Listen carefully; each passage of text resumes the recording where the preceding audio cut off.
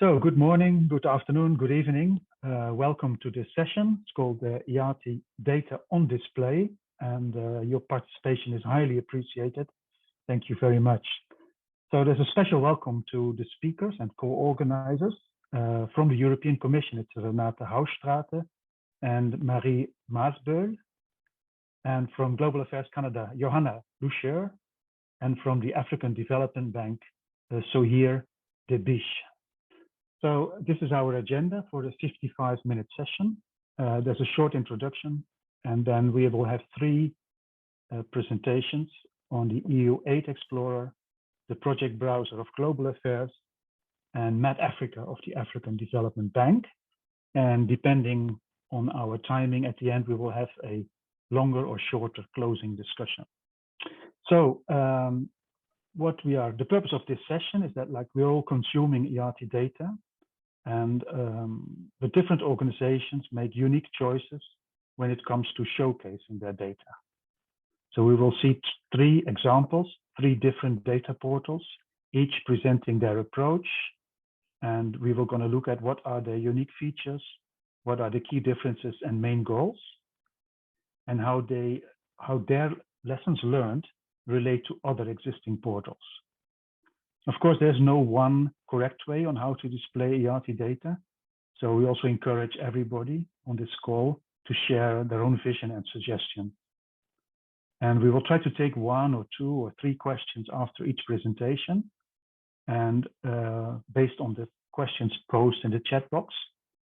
And all posted questions will be answered anyway, so even after this session.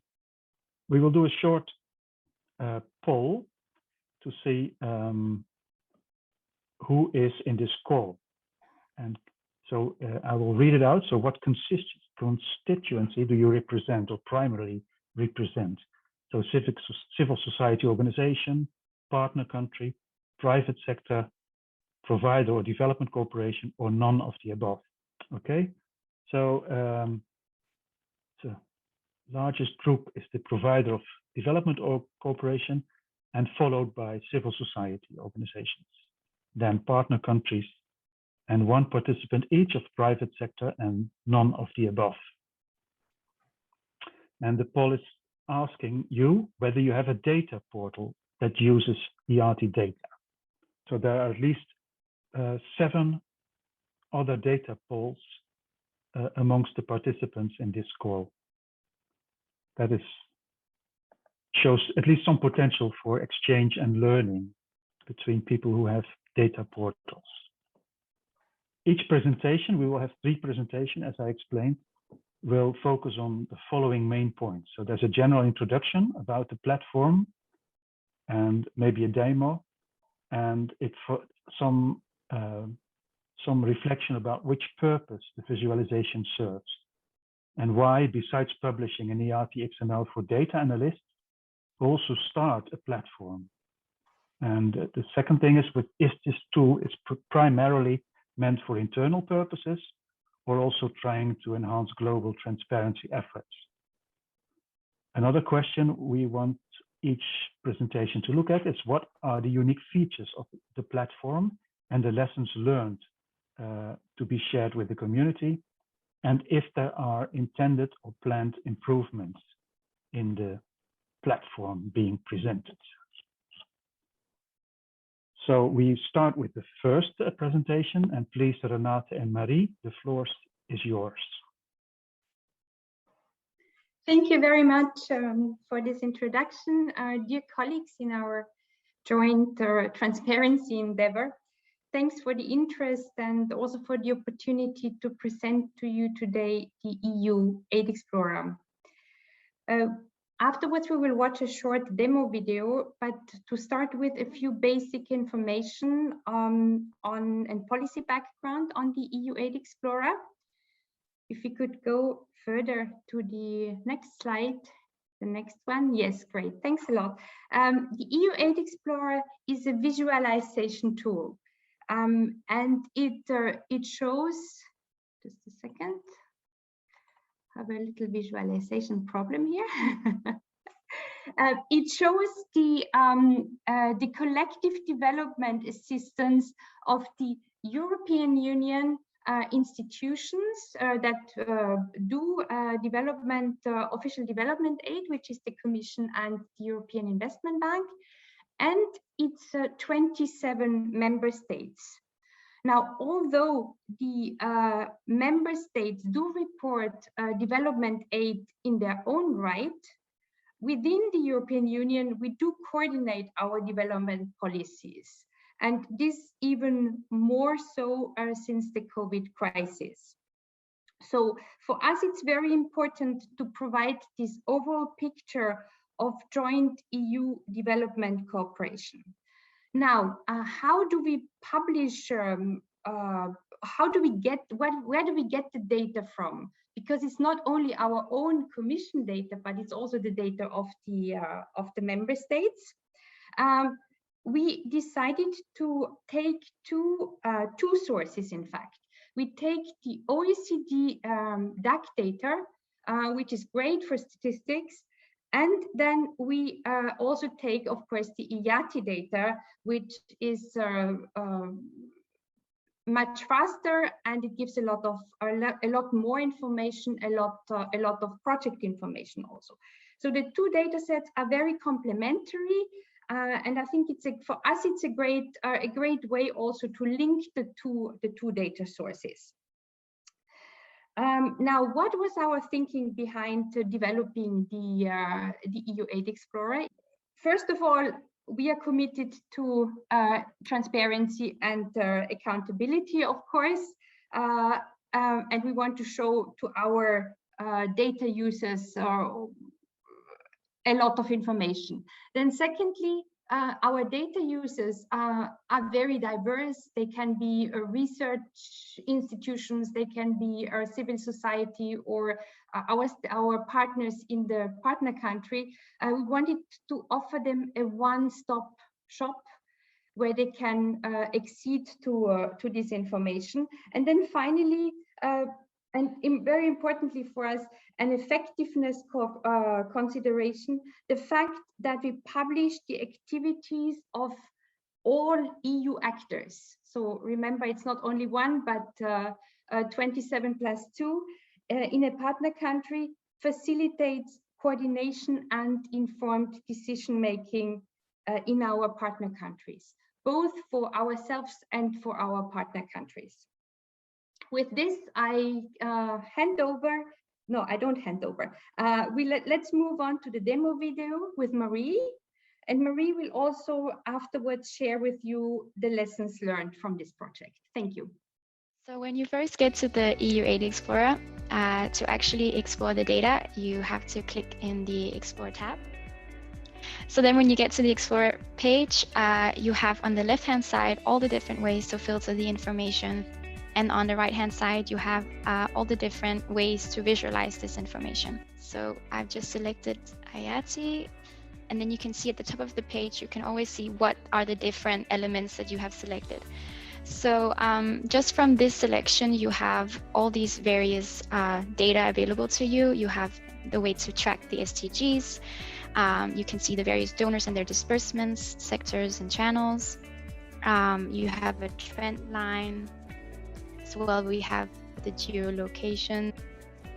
And because we had selected recipients, this is the perspective that we're getting. So here you have top recipients of EU support.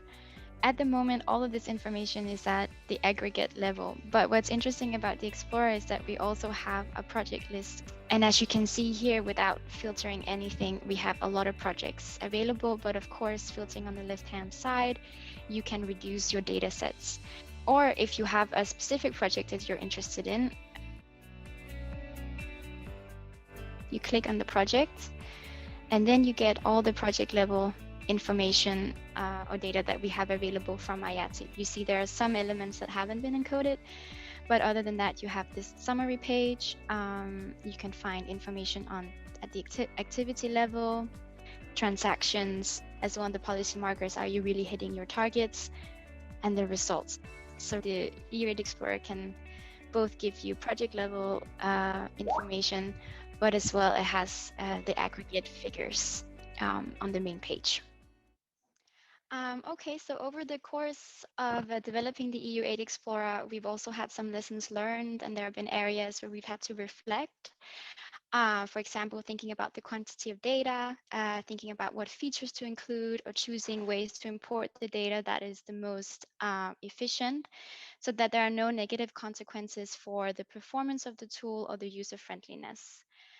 We've also realized that with each approach we implement, it's difficult to ensure that this satisfies all the different ways that one can use the data. So we are continuously checking this and trying to improve as we go along, so that we can provide a high quality of data on the Explorer. And this also fits nicely into the last 2 points on the slide, as there are areas on the Explorer, as you could see from the demo, where the information is not available. The Explorer is quite transparent in that way.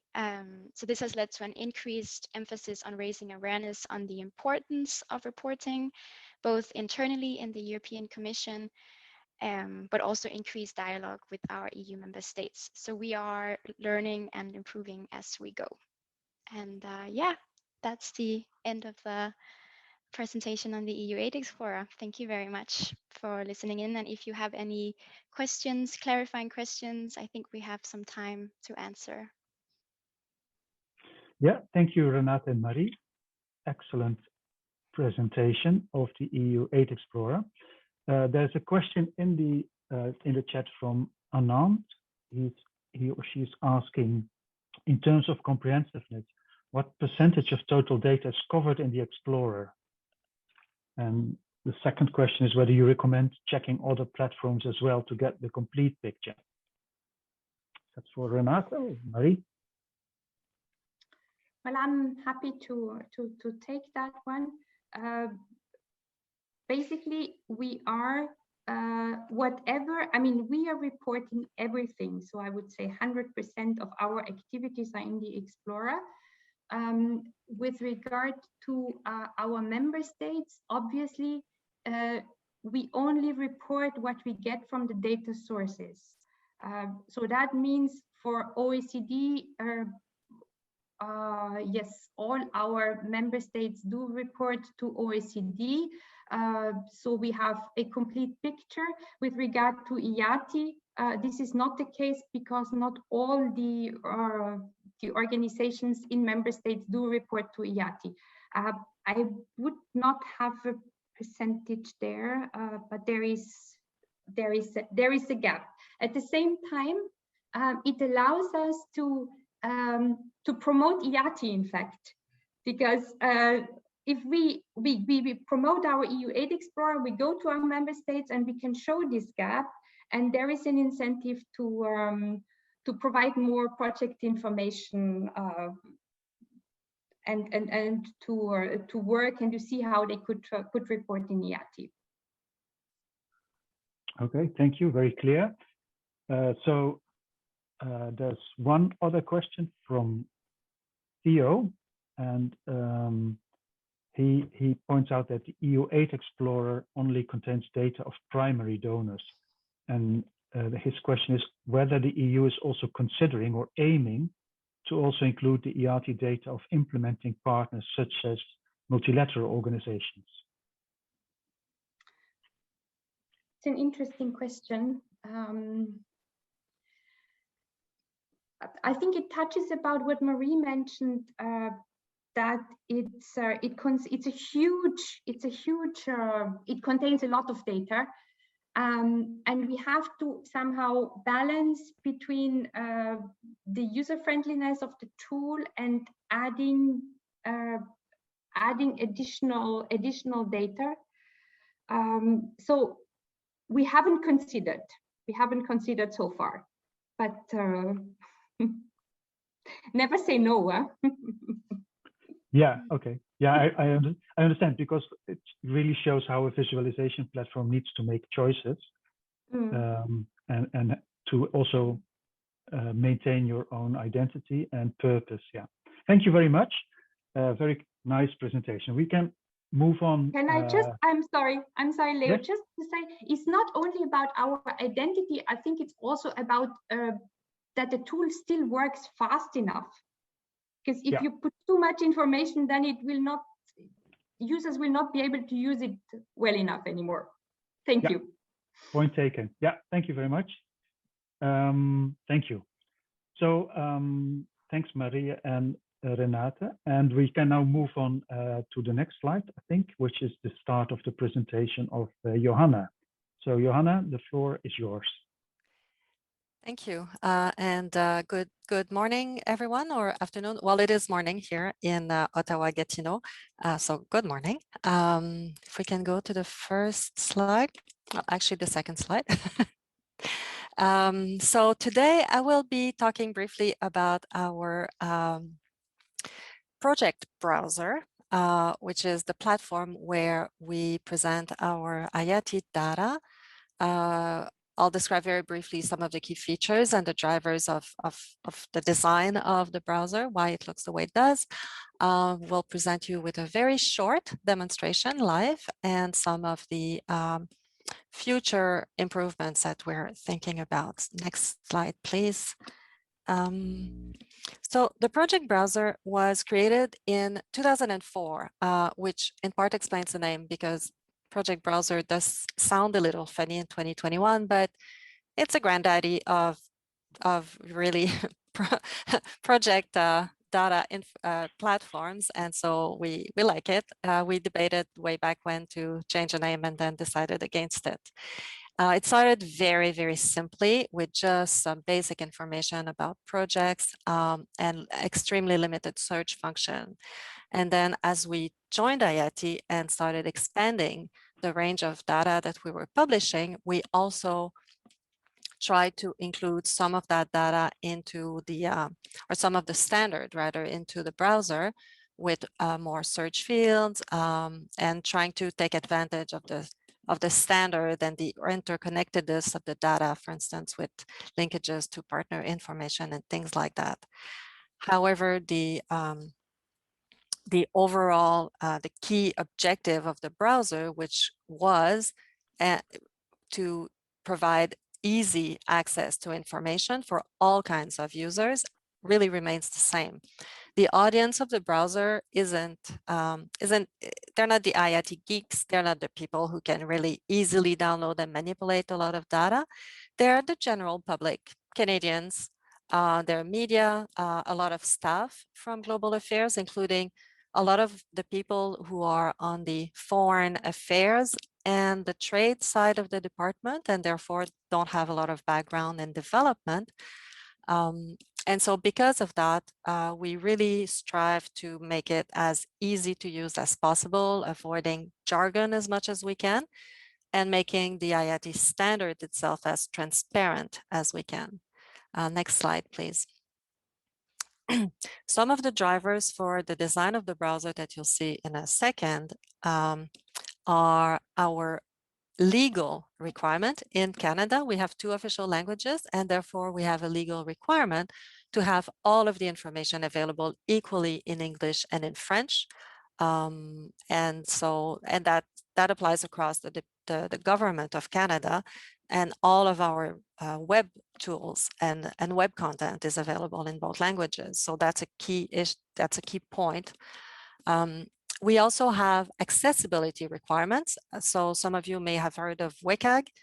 We must meet the WCAG 2.0 requirements in all of our web content. So again, how we design the browser, the kind of tools we offer on the browser is driven and informed to a great extent by these standards. As I explained, simplicity is a key principle. It needs to be easy to use and easy to understand.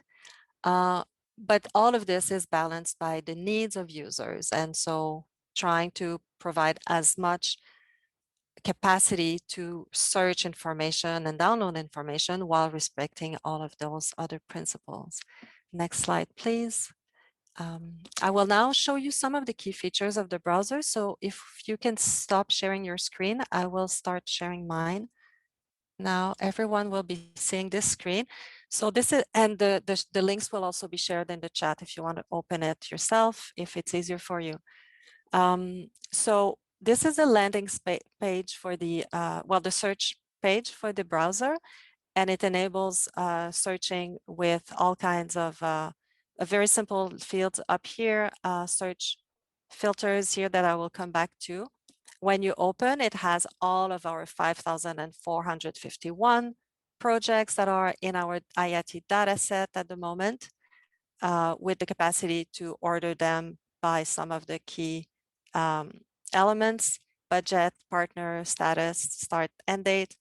We have a heat map down here, and we also have graphs by geographic information and by sector, and you can unselect some of these if you want to change a little bit the view that you get. And then the search filters are, those of you familiar with IATI standard will recognize some of these, and you can use them to really go down. Now, if you look at a specific project, you get some of the information, the country, the policy markers,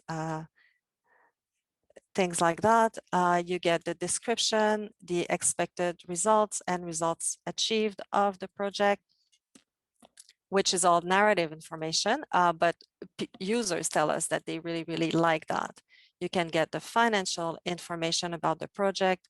Now, this is a closed project, but if you go back in time, you can see the commitments and disbursements. So it's all the IATI data, but just presented differently. And then here, I really like this page myself. We provide links when we can to information published by the partner website. This related activity this is phase 2 of our project. So if I click here, I will get to the phase 1 project profile. And the last thing I want to show is this partner profile link. If I click on this, I get all of the projects implemented by that partner. So it's a very different view, but it's also very, very useful to be able to do that. And the final thing to show you is that, of course, by clicking on Français, everything is available in French. From any page, you can always toggle back between English and French.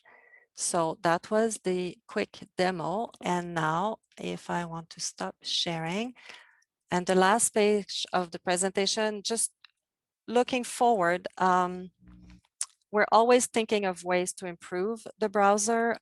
So some of this navigation that I showed you between the tabs and the project profile, I'm really not keen on it, and other users have mentioned that as well. So we're trying to find ways to streamline the navigation, present clearer financial information, better maps, definitely. I didn't spend a lot of time on the map because really it's not great. A key ask from users is when we get a result, a search result, for instance, we get a group of projects, being able to share a link to that group, to that group of projects in the browser would be really cool. So we're thinking about that. And I see just one question that popped up. Yes, the browser is fed with our IATI data set. So that is what we show in the project browser. Sorry, I should have mentioned that from the beginning. I will stop here because I'm actually a little bit over time. And I will check in the chat if I see more questions. Otherwise, Leo, back to you. Thank you, Johanna, for this presentation. I think it's nice testimonial that creating your data on display is also a journey over all the years. Yes, definitely. Oh, I see a question from Theo. Yes. How do you deal with sensitive data? Well, having the granddaddy of platforms really helped, because that is something we had addressed right from the beginning in 2004. We have in place inside our systems, we have ways for the project officers to signal, for instance, if they believe that the partner name should not be published for security reasons, for instance, if the whole project should not be published, if the partner name should be protected, if the sector where we work or the specific country. So there are ways inside our system to enable us to publish as much of the information as possible while keeping the more sensitive information. So we always try to publish as much as we can. So if it's only if we think not publishing the partner's name will be enough to manage the risk, then we'll do that instead of not publishing the whole project. Thank you very much, Johanna. It was a very nice presentation. Thank I'm you. going to pay your browser a visit. So we're going to move to the third presentation, and that is from the African Development Bank Map Africa by Sohir Debish. The floor is yours. Good morning. Thank you, Leo. Hi, everyone. Good morning and good afternoon. It's already 1:30 in Abidjan. So I'm happy to be with you guys today. So next slide, please. So I will start by giving the background and the purpose of Map Africa. I will share the screens with the key features, what were the lessons learned, and then the next steps. So Map Africa was launched for the first time in 2014. It's a dynamic tool that enables the bank to provide a transparent and equal access to its works across Africa. So because we started to publish YATI data in 2013, for us it was obvious to use the YATI standard and the YATI data to populate Map Africa. So it provides stakeholders with a better understanding of the bank's activities as well as their impact of development.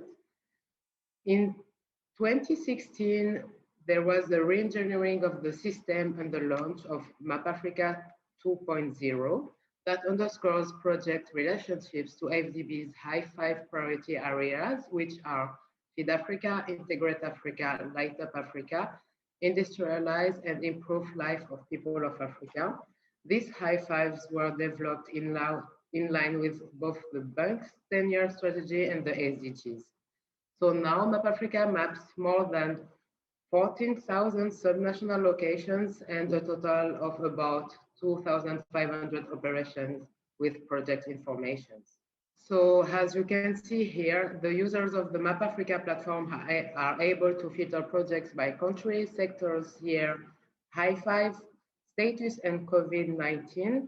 So we added the status and COVID-19 filters last year, and we also added the projects at the approval stage. We used to publish the projects after signature. Each activity location point provides both high-level details such as the high five, the title, the description, the status of the project, the dates, and the amount of the project. But the users can access a richer content that is available on the data portal by clicking on the logo. So, and here users can get a very granular level of data on the project in French and English, which means they can get access to all the documents of the project. They can get access to the results. They can get access to all the project information in French and English. So what are the key features of Map Africa? You saw most of them. We also have a geocoder tool to geocode our own project. The platform is available in French and English. It enables mobile browsing, and it has a backend for including a tool to create and add country brief and result stories. Talking about project stories, so Map Africa has about 200 projects which have result stories which offer details of the project's impact and quotes from beneficiaries. So what are the lessons learned? So as I said earlier, with simplicity and efficiency in mind, we wanted to avoid duplication of efforts, and for us, it was evident to use the YATI data. So institutionalizing geocoding marks a significant innovation consistent with the organization results-based approach. And creating this geocoding infrastructure and making the data publicly available are two important steps towards closing the feedback loop.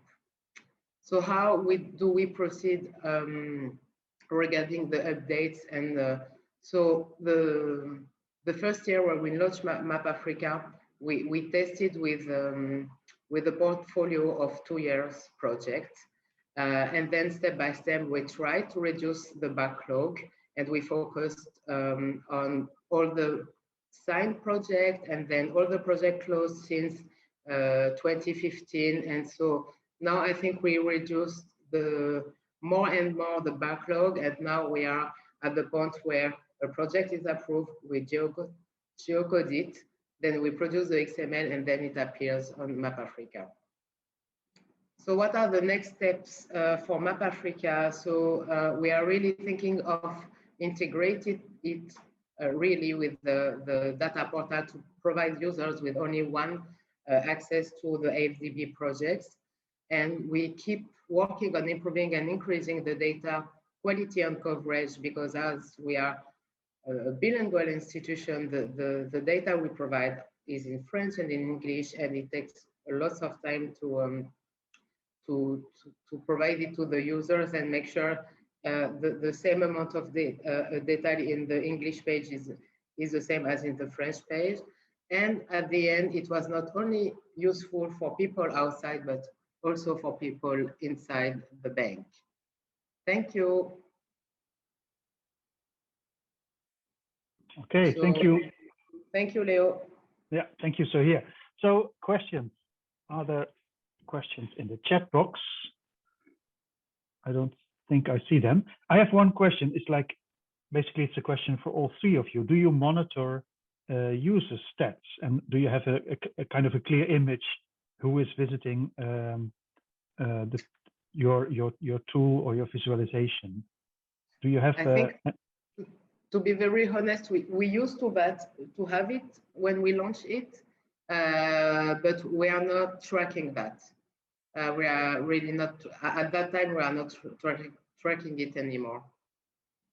Okay. And Johanna, do you have some information on yes, your users?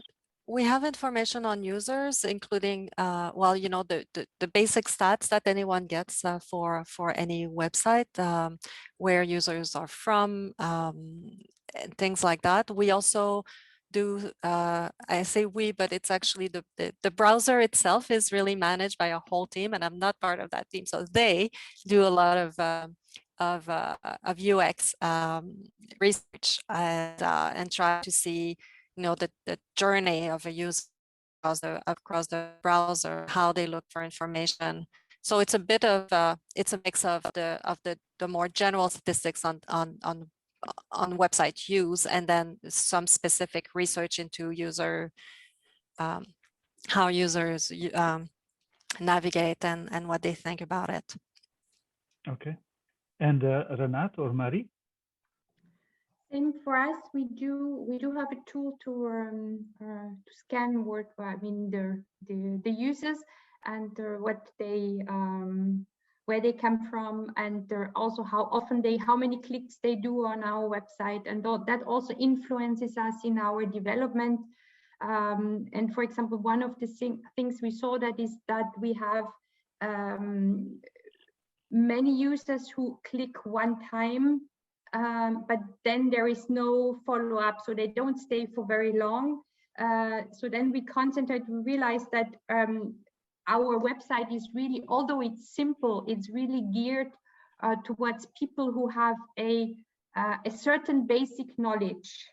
So it's not for like everybody, but it should not be too complicated. But for somebody who is interested and who wants to have some easy access to information, so we do. This is to say that we do use what we get out of these scanners for the development of our website.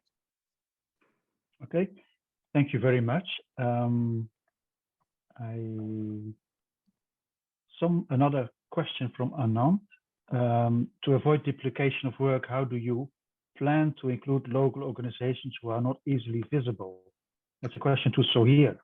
Yeah, I'm trying to understand the question. So what we publish on Map Africa is project information. So, and we are not, for example, geocoding PIUs, but we are geocoding where the projects is having an impact. So this is why I'm not sure I can reply on this, including local organization, because this is not what we do. We really put the location of the project. Okay, so the local organization is contracted by the entity that you fund. So it's further down the trail. Okay, so Leo, sorry, yes? it's Joanna. On that question, actually, I just wanted to flag, there's a presentation by CanWatch this afternoon, well, this morning, I don't know, later today, on a platform that they have designed that has the potential to really show much more details about partners involved. And so this is a Canadian organization. And so at the moment, we're not connecting the browser to the CanWatch Project Explorer, but it does show the kind of potential that there is. And so this is basically a plug for that session later today. If anyone is interested, you may want to have a look and go to that session for the Project Explorer, because it's a really interesting take on how to integrate better the data about the funding and the results and the partners on the ground. Okay, well, thank you for pointing that out. That is the last block at 4:30 UTC, and it's just the session before the closing session. Yeah, thank you very much. So thank you all presenters for sharing your showcase, your visualization platform. I also want to thank Erik Hesseling of the RVO, because he was very actively involved in preparing this session. So now we have two closing questions. I think and I want to open the floor for people in the audience to engage, if there is animo. And the first question is, let's put your portal in the spotlight. So we are actually actively inviting people to put your portal in the spotlight, and maybe shortly point out what additional or what similar features you have and approach compared to the three presentations we've just seen. I can share my own portal, atlas.oxfam.org, and the journey is very similar, as at least it resonates a lot with what I've heard from Johanna and from Sohir and from the European Union. So we started in 2014 with a very simple visualization tool, and gradually iterated and listened to users, rebuild it in 2018, and integrated more and more other Oxfams with project data. So currently we've got 8 Oxfams, and we started with 1. And so it is a tool that is both used by internal users. What's in it for us, ourselves? It offers an ability for one Oxfam looking into the other Oxfam's work and achievements, and vice versa. And it is being used by external users. And we also monitor statistics, analytics as a regular website, and we are able to follow the basic user journeys on the site, as explained by Renata as well. So that's my personal journey of a couple of years, starting with something simple and making it more relevant and more appropriate. Are there other people? Yeah, so Sander pasted the RVO portal as well, which is also an interesting case to look at. You are invited to click on the link. No further. Leo? Yes. I raised my hand, at least I tried, and I'm a bit hesitant, but I can only share what efforts we are making in the ministry in adding dimensions to the portals that were presented and that are very impressive as such.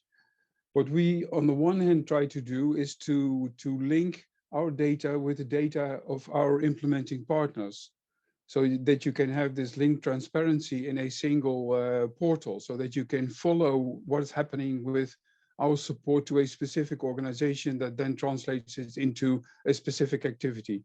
And this is still a lot of experimenting ongoing, and we still have to discuss a lot on improving data sets from the various organizations in order to make this happen. But at least this is what we are trying. And the second thing we are trying is also as a response to increased demand coming from various areas like climate or gender, or to make more cross-cutting general visualization, so that it's not, let's say, on a limited number of entry points and then drill down to the activities, but to stay at a more general level over the entire portfolio, so that you can either on a country basis or worldwide easily see what are the activities that are related to climate efforts, or what are the activities that are related to gender, in order to make the database more meaningful from more than one, from more perspectives.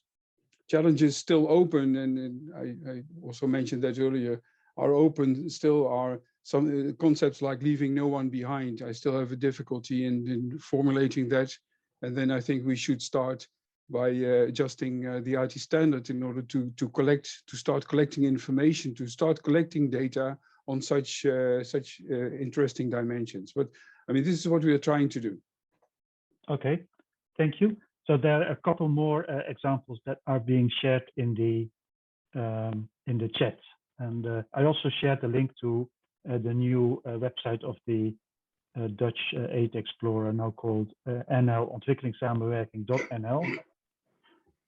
There's a site shared by Anand. It's called fielddata.org, and by Dan, it's data@humdata.org. And there's also a link to the Global Fund being shared. I'm missing it now. Someone wants to comment on those examples further? Yeah, hi, this is Anand, and I can quickly talk about our platform. After looking through the data that we mainly concentrated on HDX and a bit of IRT as well, we found that a lot of local organizations were missing. And to complement those data sets, we started doing a bottom-up methodology wherein we collect information at the local level and then upload this information to HDX and other platforms as well. We mainly think that a lot of the voices of the people who are working on the ground get left behind. Yeah. And we just want to give them visibility at the international level and also help donors take better decisions. Thanks. Okay, thank you very much. That's an interesting addition. It's actually the last mile that's often missing in the ERT information. And the people who are actually working on solving problems. Another last question is if we have ideas how we could increase cross-platform learning. Anybody who wants to reflect that? Because I think collectively we have gone maybe in splendid isolation through a journeys that are quite similar to some extent. So we can learn a lot from each other. Are there any suggestions how we can do that? Johanna, do you have an idea?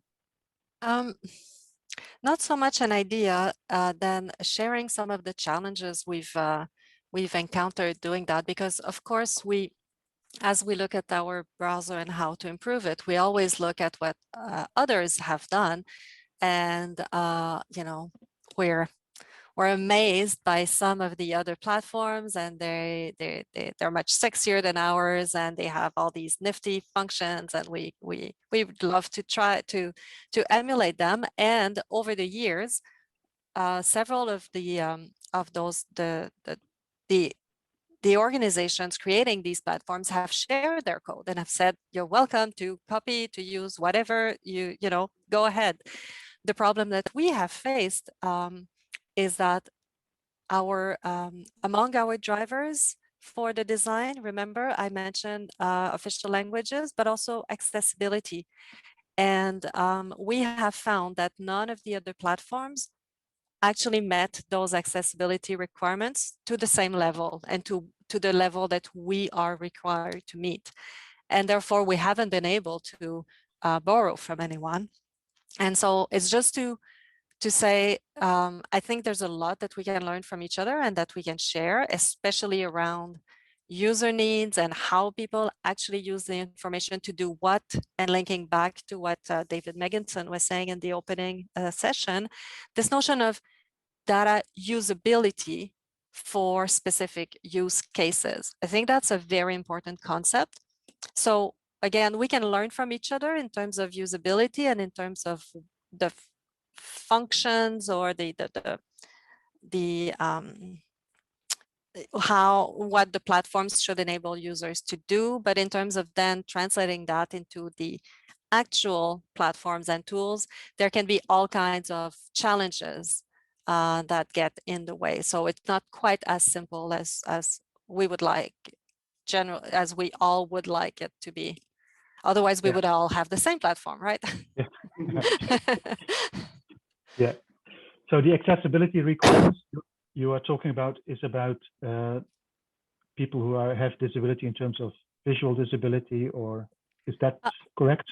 Yeah, it's that kind of things, and I don't want to go into those details too much because it is in fact way more complex than one would think. But yes, ultimately, in the WCAG guidelines have some general categories that the data has to be, the information has to be perceivable, operable, understandable, robust, and basically every time we saw a platform and we're like, okay, that one, we like it. And we bring it back home and we give it to our IT people or communications people rather, and they come back and they say, yeah, sorry, it doesn't meet the requirements.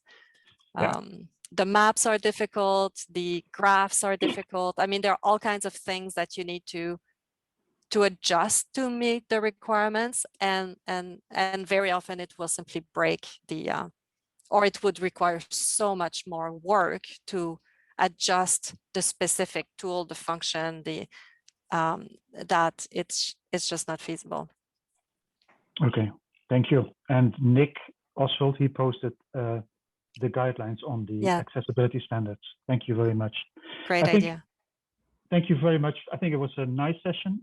I think there's some potential on further exchange and collaboration for certain in the next year, and maybe we can organize specific sessions amongst the platform owners, current platform owners, and people who have the ambition to create a platform, and how we can help each other.